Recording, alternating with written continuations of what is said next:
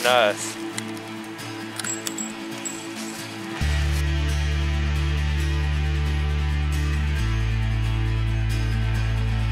Bang.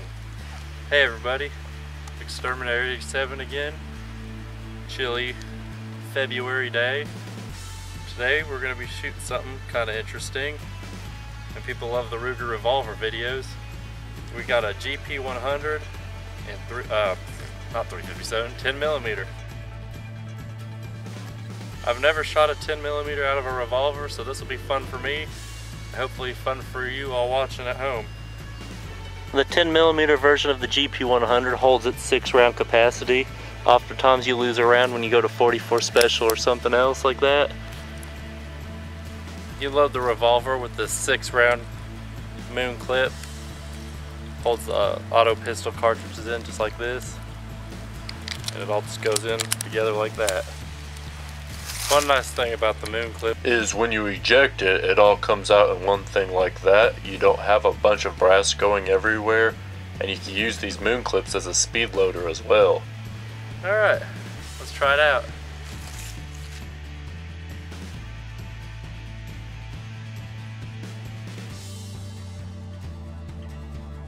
GP100, 10mm.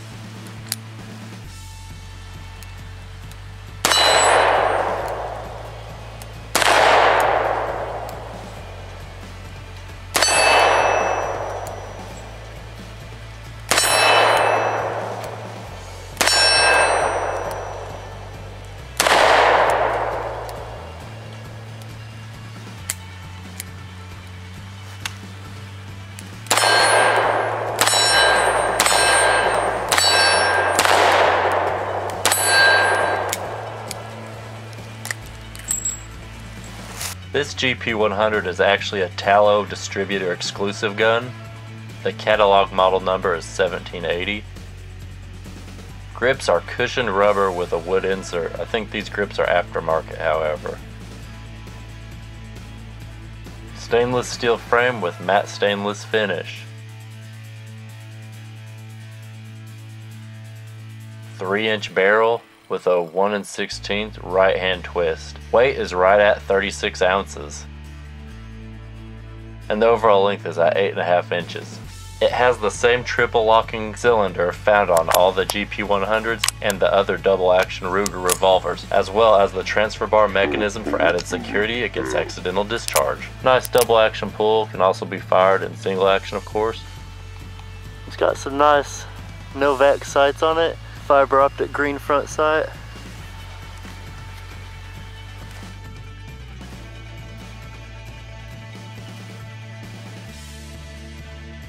On the left here we have the regular 4-inch barrel GP100 and 357. I've had it a number of years, it's been in many videos. And this is the newer 10mm that was released recently within the last couple of years. Very similar. This one has a 3-inch barrel.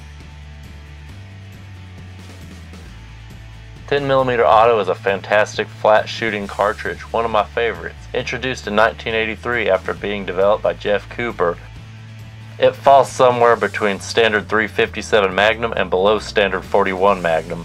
Fun fact, it's one of the few rimless handgun cartridges legal to hunt white-tailed deer in many states, and outperforms the 40 Smith & Wesson 270 to 300 feet a second on average with full power loads, and retain more kinetic energy at 100 yards than a 45 ACP has at the muzzle. Previously not gaining the mainstream notoriety of its 40 Smith & Wesson counterpart, this Ruger GP100 is just another fine example of how far this cartridge has come back from being kind of a niche cartridge in the shooting community to fairly popular nowadays, with many new firearms offerings from Ruger, Sig Sauer, Glock, and more, as well as more ammo manufacturers than ever before, which I really like to see.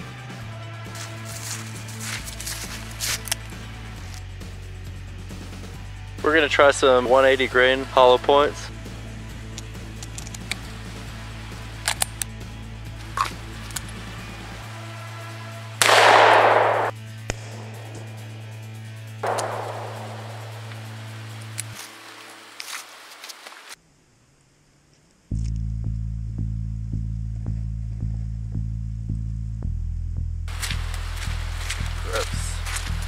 Try to put one through the cap.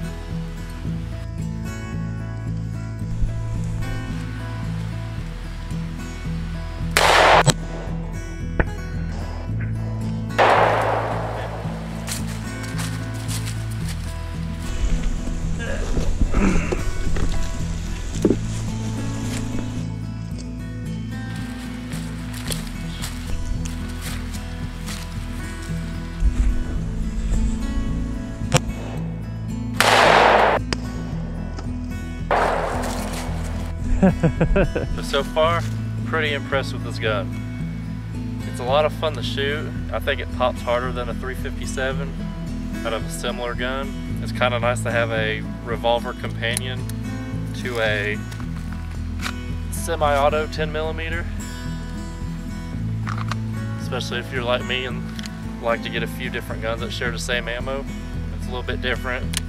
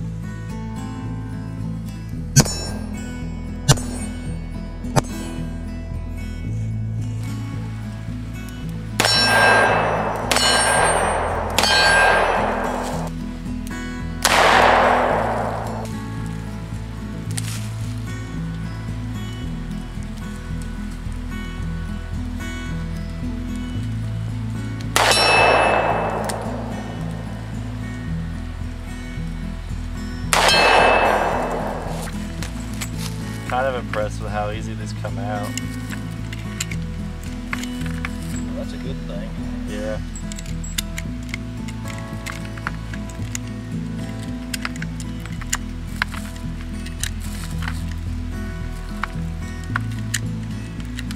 Here's a size comparison of the 40 Smith & Wesson on the left and the 10mm auto on the right. The 40 was born out of the 10mm. So I got some 40 Smith & Wessons. This will work in the 10mm, kind of like 38 is the 357. I'm just gonna give them a little shot right now.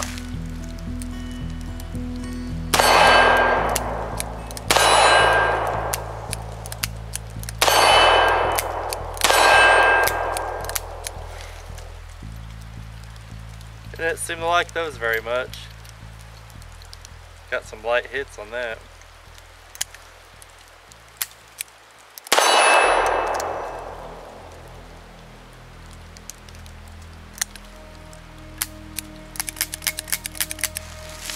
I got more 40 Smith & Wessons in this gun. I wasn't too impressed last time with how they were running.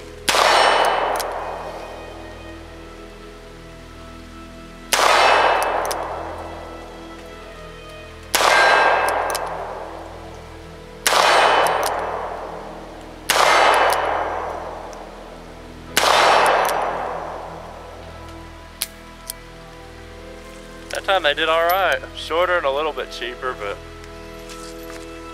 no 10mm. So just to give you a little comparison like I do sometimes, I'm going to put a 40 and a 10mm in the same cylinder, just so you can see how they go side by side. And just so you can see, the 40 in the aluminum case will be first. 40 Smith & Wesson, 10mm.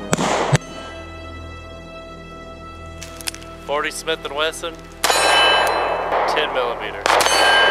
So technically the 40 can sort of work, but with the shorter 40 casings, the headspace is shorter than that of the 10mm, so you may not always get reliable primer strike, as the moon clips don't quite offer enough support to get them at the right height for the firing pin, since the moon clips virtually offer no support when used with the 10mm.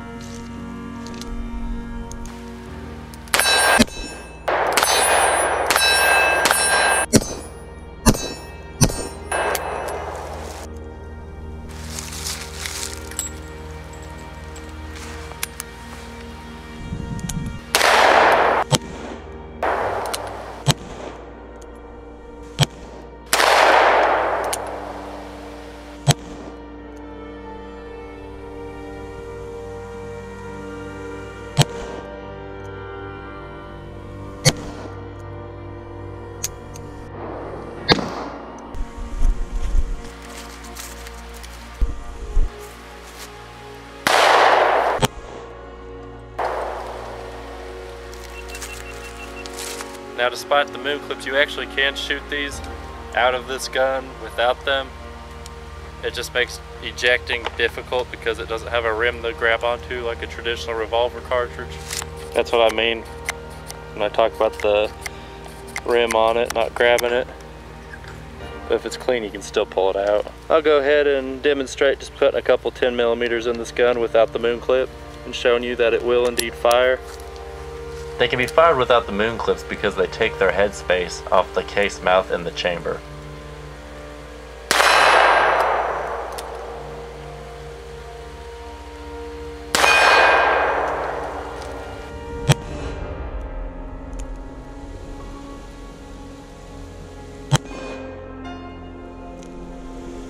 That one actually poked out a little bit. Depending how dirty your gun is at the time, they might just pull right out like these did. Otherwise, you might have to poke them out with something.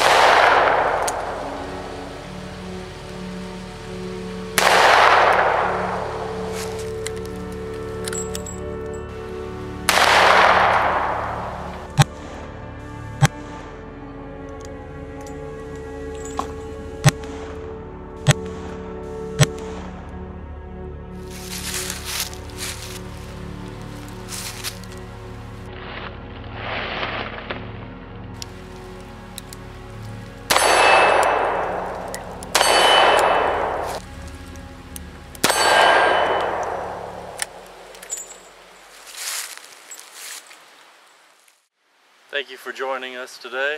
GP100 10mm. Lots of fun. Really liked it. Thought it kicked a bit harder than a 357, but it is a 3-inch barrel, but I don't know how much difference that would make. Yeah, I really liked it. Might need to pick up a 10mm revolver for myself just because I really like the 10mm, as I was saying. Maybe we'll do some more videos in the future on 10mm guns and 10mm revolvers. Like, favorite, subscribe, keep watching, keep shooting. This is Exterminator 87. We'll see you next time. Exterminator 87 signing out. Goodbye, guys.